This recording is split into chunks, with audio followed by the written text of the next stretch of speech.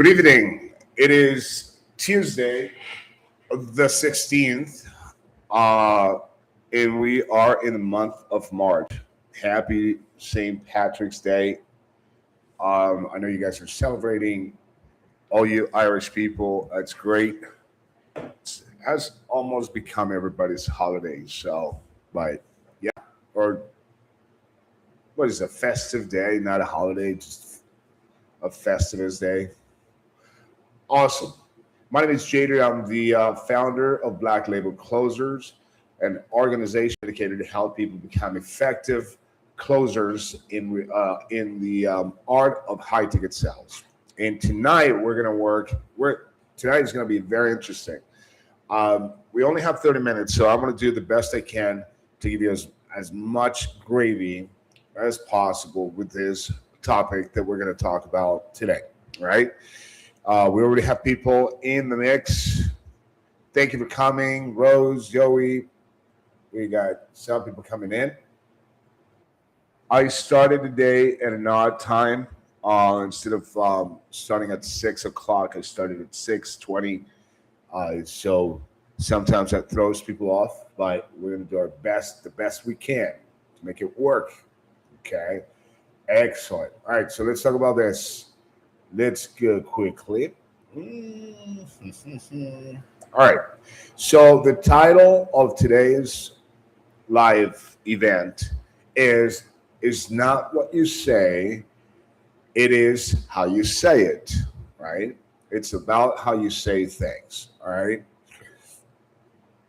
It is about how you say it.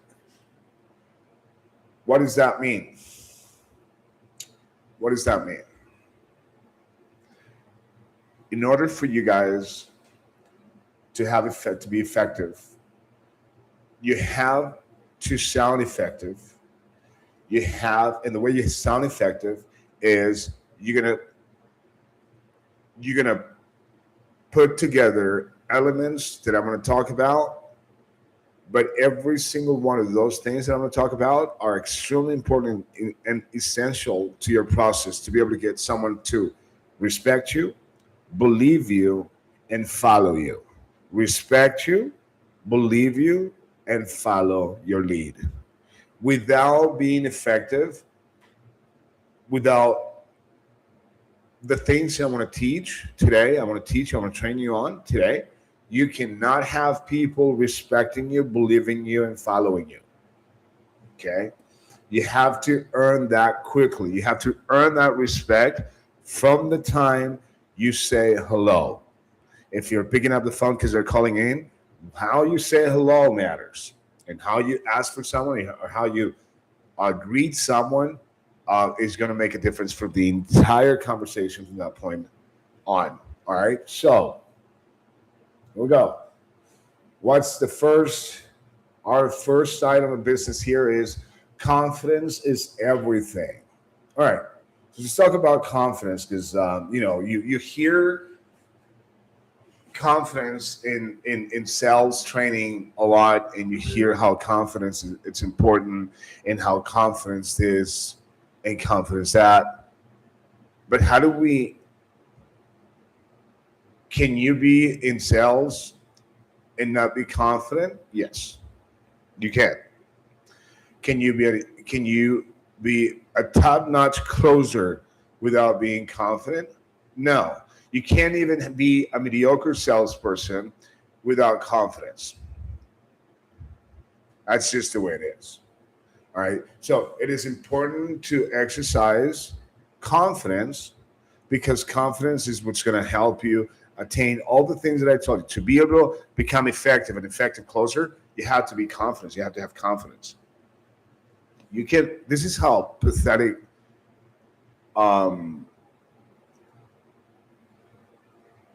you can just gonna scratch the word pathetic. I was gonna go somewhere with that, but let's go this other path. Let's take this other path. You can, and I hate to say this because this is why highly effective closers, you have closers everywhere. You have attorneys that are very highly effective call themselves closers, entrepreneurs that are highly effective call themselves closers. Scammers that are highly effective call themselves closers. Okay. Why? Because they're confident.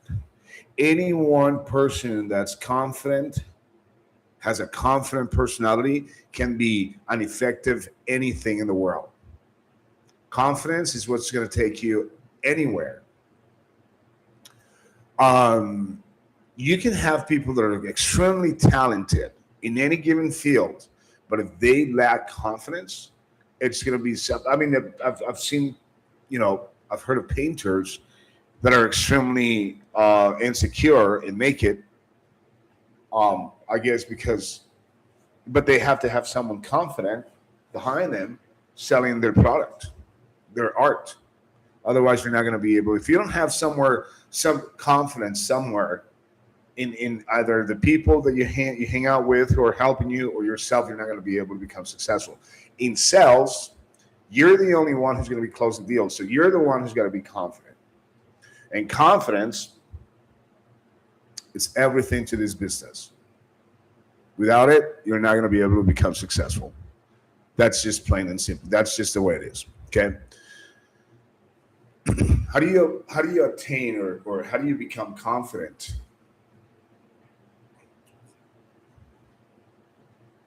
You have to. It's one of those things that you can build. I've seen people that build confidence from being insecure, and then they blossom into a very confident into very confident individuals. I've seen it, but it's not very common to see someone going from insecurity to confidence. It's not very common to see. So it's not something you have to be born with, but it is something that you have to work really hard at getting. Losing your fear to talk to people, losing your fear to say things to people, losing your fear to challenge people, losing your fear to be transparent with people, losing your fear to control conversations, losing your fear to close when you need to close. That's why you become a closer, because you close through confidence. So I guess you have to exercise a lot of conversations. I when I was a kid, I wasn't very confident. I wasn't a confident kid. When I was a teenager, I was not confident either. It wasn't until like I in my 20s that I started developing um, a level of confidence. And when I decided to become an entrepreneur, my confidence had to be where it needed to be. And I learned how to establish businesses and how to grow businesses through confidence because I learned how to close. That gave me the confidence. So I guess you could say I learned how to be confident. There are some kids, some people that are confident from the time they're babies. I mean, I don't know if we can determine or classify what makes a baby confident, but I'm guessing if in the world of babies know who's confident. That was a terrible joke, but anyway. So we need to make sure that we are aware of. We need to learn how much confidence we have and how much confidence we lack. That you have to somehow quantify. And how do you do that? What's the response that you're getting from people? What's the reaction you're getting from people? Are people paying attention to your conversations? Right? Are people paying attention to your suggestions? And when you're on the phone or on a video call or on a person-to-person call, then you're going to be able to do that. Okay? So confidence is extremely important. Extremely important. Let's talk about the next item here. Number 2, sounding like you're reading when you're reading. What does that mean? Sounding like you're reading while you're reading. Um, when you work on the phone, when the main tool of connection to the prospect is the phone, you're gonna have a script. In that script, it's going to be your the way you're going to communicate with the your communication bridge with your prospect. That script is going to be everything. So you get you're given a script. Let's say that you're given they're giving you a week to train, maybe 2 weeks to train. And of course, I'm only talking to those people that want to dominate in the space of sales. I'm only talking to those people. I'm not talking to anybody else. I'm talking to people because you might be watching this, but if you're not completely 100% determined to dominate in this space, this is just going to fly by your ears and over your head. You're not going to pay attention to this. But if you want to be in sales, you want to dominate this, you have to take it to the max. If you're given a script and you're given you're given time to study the script, you need to spend at least 3 hours per day reading that script, so that when it's time to make a mock call or role play, however you want to call it, you're going to sound ready to go. And more importantly, when you are on the phone, when you read that script, you're going to sound like you're not reading. I train people who think that because they read fast, they're sounding great. No. Reading fast, reading confidently is very different than sounding confident in a conversation. You are being conversational. You're not being scripted. You're not. So the whole point of the script is so that you don't sound scripted, but you understand what's going on. So it's really easy to get a fast reader, to catch a fast reader that they haven't studied the script. And here's the reason why. Because when you read a script, and when I type up scripts, a lot of people thinking that they're very smart because they catch me with, oh, I don't understand the punctuation. This comma is not here, right? A script is not intended to be read. It's intended to be taught, to be given in a conversation. A script is supposed to be taught, not read, if that makes sense. So when you see punctuation or that does not belong there, or something belongs here, it's because whoever wrote that script did not write it with the intent of having an essay written. Because if you're going to ask me to write an essay, trust me, when I was in college doing my poli science, I read a lot of freaking essays. So I can write an essay. But if I give you a script, I'm going to give you a script. I'm not going to give you an essay. It's not going to be a book. It's not to be graded by a professor or a teacher. It is supposed to be read. Take that back. It is supposed to be taught to someone, not read to someone.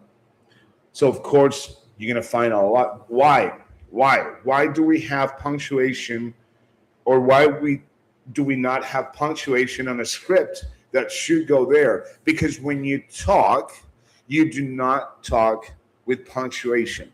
Now, I know a lot of people in grammar people, my wife is probably having a stroke with what I just said, because people that understand language, they understand. I mean, if I don't use punctuation in the way I talk, and that's how I pronounce my words.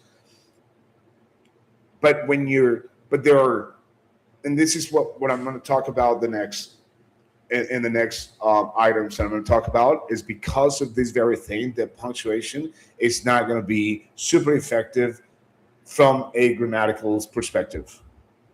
So you need to make sense of why. Sometimes there is a running sentence that runs too long, but there is a sequence there, and I'll talk about that in a little bit. But there's a reason why that's going that long. It's a long spell. And then you have to understand the concept so that you can, when you talk, your enunciation is everything. I include enunciation, which is important, extremely important, but I'm going to talk about enunciation is going to be part of the entire process. It's part of why it's important. The title of today's live is it's not how you say it, it's not what you say, it's how you say it, right? So we're going to talk about that. All right. So read the script, and once you learn the script, learn how to talk the script. That's important. If you don't understand how to make a script, if you can't transfer the thoughts of the script in a confident way, and you give it to somebody, your receptor, then they're not going to understand the concepts that you have. And the reason why is because of the next item. So let's go to the second item here, or third, punchlines. That's exactly a very relevant point right there. What's a punchline? A punchline in a conversation, and punchlines do not just exist when you joke, right? When you joke, you tell a joke, and there's a punchline where, boom, people laugh. And if your punchline is weak, people are gonna maybe not find it funny, because telling a joke is also not what you. I mean, there are people that are so funny they can tell me something, the most insignificantly funny thing they can tell me, and they turn into something funny because they say things in a different way. They use enunciation differently. They use tone of voice. They are confident. They're fast and pace themselves. I didn't put pacing either, but we're going to talk about it. I'm sure I'm going to talk about pacing. You got to pace yourself, right? And pacing yourself has a lot to do with punchlines. What's a punchline is when I'm talking about somebody investing, right? And when I tell people to invest, I know somewhere in that script there's going to be a benefit somewhere, underlying benefit, and I have to make it a punchline. Boom. Or there's going to be a point of inflicting pain. Boom, punchline.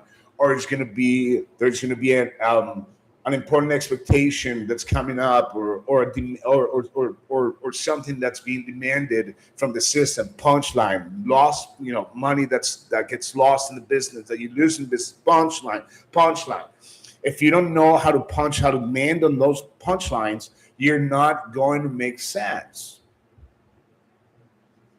That happens when you're reading. And if I were to put the punctuation exactly where grammar demands it, then I'm not going to be able to create the punchlines in the way that I need to create the punchlines, because I'm prioritizing grammar over speech, and you cannot sacrifice that when you're a salesperson. You have to be congruent. I know the anomalies and the conflict that it creates, grammatically speaking, but you guys have to stay away from that. This is speech. You're talking to someone.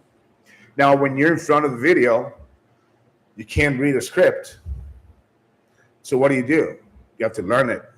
So this is the reason why you need to learn the script. In the way that you learn the script is by sticking to the script 3 hours per day, making sure and asking questions. If you don't understand, because it's going to be natural, especially when somebody gives you a script. Now, if they're giving you, and this is why it's so important to understand what the difference between salespeople is versus closers. If a closer, because a lot of trainers are salespeople, they're not effective. They're good salespeople. They close deals, but they're not the best, right? They train, right? But there are some trainers that understand because they are closers. They're highly effective. And a script that gets written by a highly effective closer versus a salesperson, you're going to see the difference in the script. I'm going to give you this silly but true anecdote. Well, that's not an anecdote, but this story that happened in one of the floors that I was working. I was training somebody, And I'm not training somebody, I was training the company. And this company they had a lot of teams. They had 40 teams. It was a huge company. They went out of business because they were they started doing things that were not right. So anyway, so here's what's going to happen. Oh, here's what's going to happen. I come in, and every team lead or good closer felt like they had the best script. So there was this guy who was training before me, and he was a team leader. But then they brought me to train. So the guy went back to his team, and I saw the script that he had. In one of the things that he wrote, and I remember, his name was. He would say, "Hi, John. My name is Mike. John, I don't know you from Adam, but John, whatever, right?" So one day, and then the script had kind of that rhythm to it. One day, there was a guy whose name was Adam, and he called a person with the name of Adam. And the script went like this. And I remember because the guy was talking to Adam. He was Adam. He called him Adam. And I was standing right there, and I had to see this poor guy. I mean, he was as he was talking, he was looking at me, and I was like, "What's going?" I said, I go like this. It's like I don't know what's going on, and here's the reason why. He picks up the phone. The guy says, "Hi, Adam." Yes, it's Adam. Well, Adam, my name is Adam. Adam, I don't know you from Adam, but Adam, and he just went into Adam, and his name was Adam, and the script said Adam, and the guy was Adam, and so you can tell how little thought process somebody has when they somebody's saying hi, Rose, hi, how are you? Joey, hi, great. Funny story, yeah, funny story. Mars, how are you? Good to have you guys. Awesome. And so, I mean, this is ridiculous, right? A closer would have understood that you have to open up a conversation that makes sense. And even for somebody whose name wouldn't have been Adam, it would have been kind of weird to call an Adam talking about how they don't know each other from Adam, but Adam. It was just ridiculous. And the guy was saying the words, and he was looking at me like, I don't know what's going on. Just weird, right? So please, all right? Awesome. Let's go. So punchlines, extremely important. Rhythm. Here's where pacing takes place. I don't want you guys to call someone and sound like you're super excited to talk to them. Hey, John, how are you? My name is Jader. I'm so glad that I was able to catch you there. How's everything going, John? No, especially when you're talking to someone in regards to an opportunity to make money.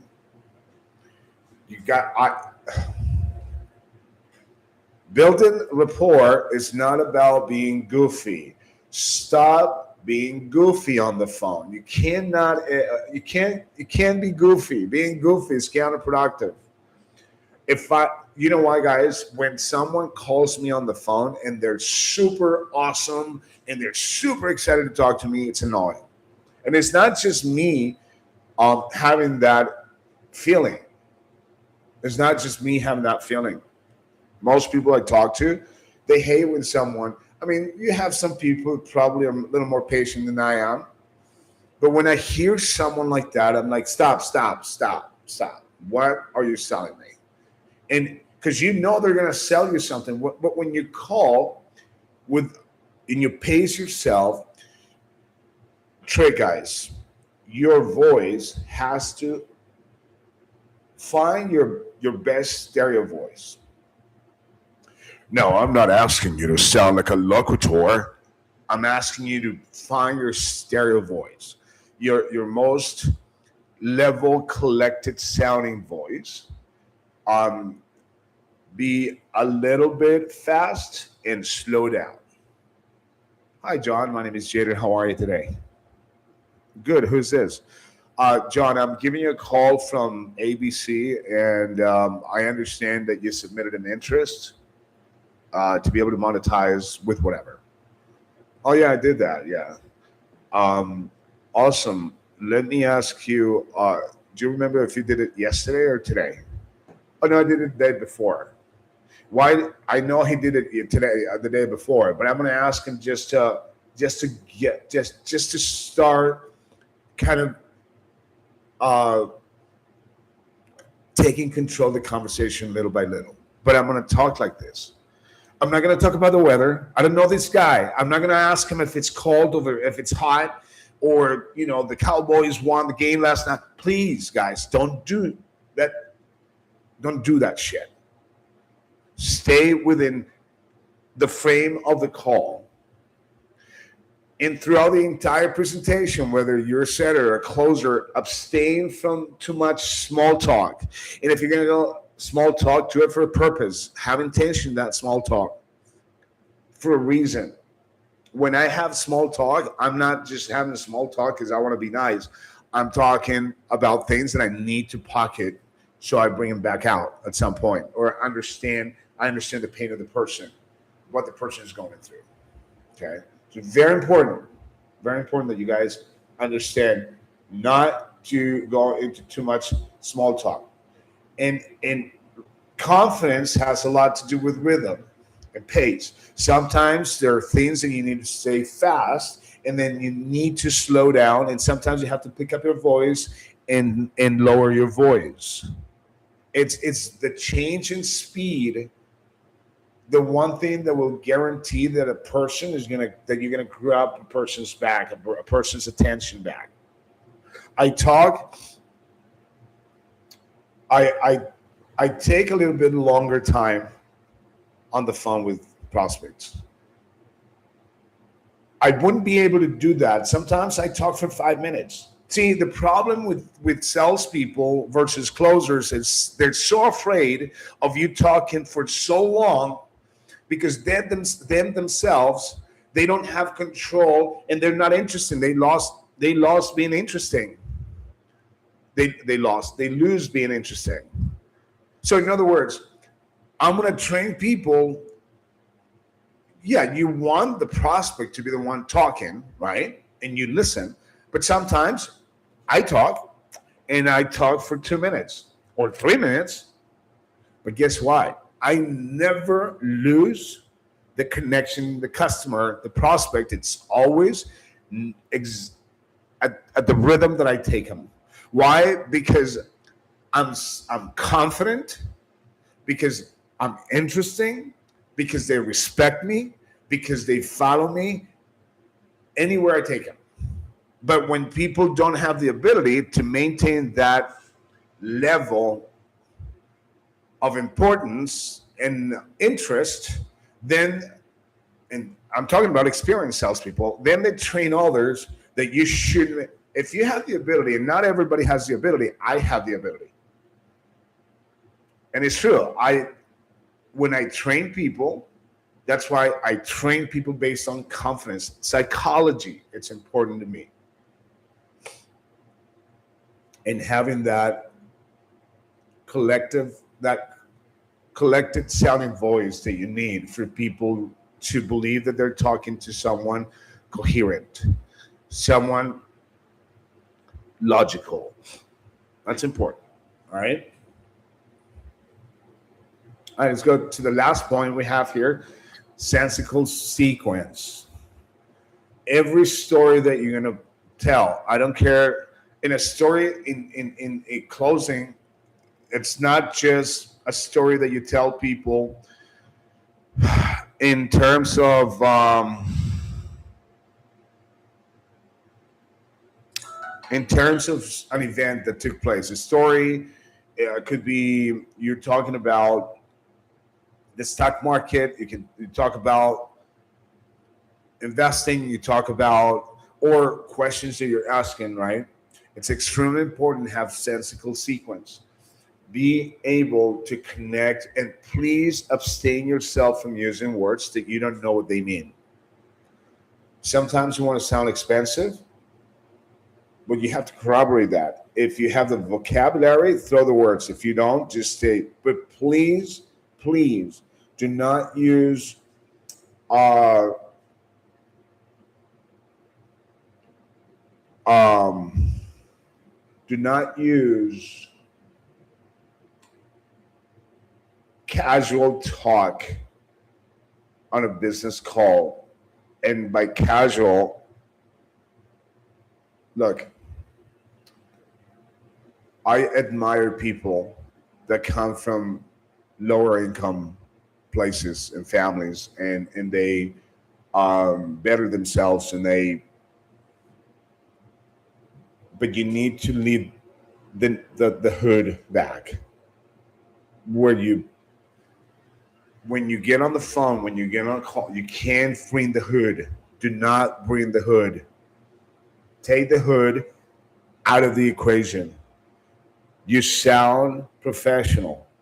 You sound because I'm not gonna unless I'm talking to someone who is in the music industry, I don't know, rap, and they have a way to make money in rap. I don't know. I'm just thinking of things where that could be applicable and actually smart to use. But when it comes to business, people with dough are typically people that have um, who hang out with people where their level of speech is on a professional level. I hope it makes sense. I'm trying to help. All right. I hope this was a good place to start talking about the script and how we take conversations to the next level to be able to close and how to build closers. Right. Same thing with setters. How to set deals, not just appointments. That's my whole thing. All right. Guys, my name is Jader. I am the founder of Black Label Closers. You can go to www.blacklabel-closers.com. You can find us there. You can come to Facebook. You can go to Facebook Black Label Closers. Also sign up for subscribe here. YouTube. We have lives Tuesday and Thursday, 7 p.m. Eastern Standard Time. And if we have to change it, we'll accommodate. We'll start sending messages on school because I do sometimes have to change them. But I'll try to gravitate towards 7 o'clock. But 7 o'clock, it's the official time that we have. You can sign up for school, skool.com. You can sign up there. You can ask questions, sign up for the free course. That's a free training program. It's pretty cool. If you want to take it to the next level, we have a program valued. It's $97, valued at $1,000. So you invest $97, just $97, guys. It's not a big deal. And you can learn a lot. There's really good value there. And if you want to really dive into this, you can become part of my partnership program where you get to sell high ticket, put your skills in test, and make 50% profit. Right? Black Label Closers will split that 50-50. In the meantime, guys, stay safe. Don't be wild, and don't do anything I wouldn't do. And I'll see you on Thursday, 7 p.m. Eastern Standard Time. Have a great day, guys. Bye bye.